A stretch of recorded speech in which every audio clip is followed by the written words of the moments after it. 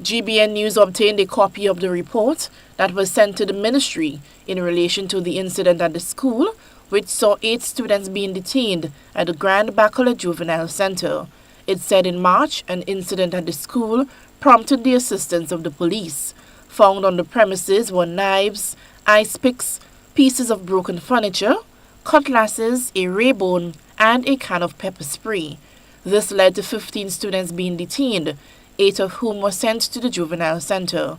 GBN News further learned that the children have since been released, and the school, with the assistance of the ministry, strategized on the students' re-entry into the school.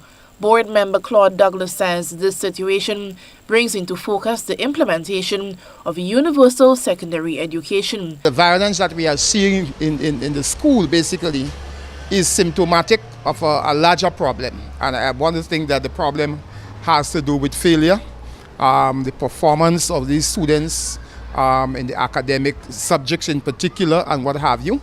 And I can link that right back to the whole issue of universal secondary education. Not that I'm against it, but during its establishment or implementation, I think that we should have given more thought, to it. Because you may have students, yes, we want every student to attend the secondary school. But the question is every student, you understand me, fit, that academic, because most of the schools are more academic oriented. So while, yes, a student might be given the opportunity to be in the secondary school, but is it this academic oriented institution, the right place for that particular student? Whereas, for example, you might have a school, maybe like Nulo, that is more vocationally oriented.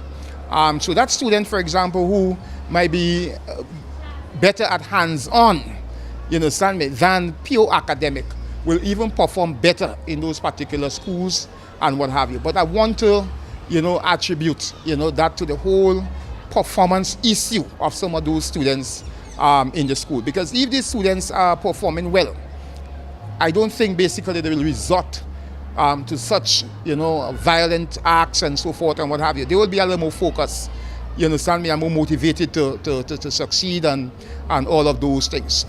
All right, so, but as I said, it is very distressing when you look at the age group of those individuals. Not a Form 5 students, they range from Form 2 to Form 4.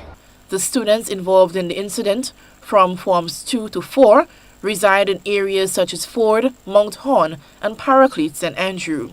Douglas, a St. Andrew resident, says this is a troubling and vexing situation which calls for the intervention of parents, community, school, and the ministry. It is imperative, that the school itself, the community, because various stakeholders must be on board, in order to address this situation. Right? The Grenville Secondary School alone and by itself cannot really deal with the issue that it is being faced with right now. Right? The communities, especially the communities I mentioned earlier, where most of these young men come from, must also play a role in that regard, in how we can be stem, how can we redirect, these negative energies, and behaviors of those individuals. How can we translate that into something more positive, that will have more positive outcomes in terms of attitudes and behaviors and all of those things. The meeting with students, parents, court probation officer, and staff was held on Tuesday. Eugenia Peters, GBN News.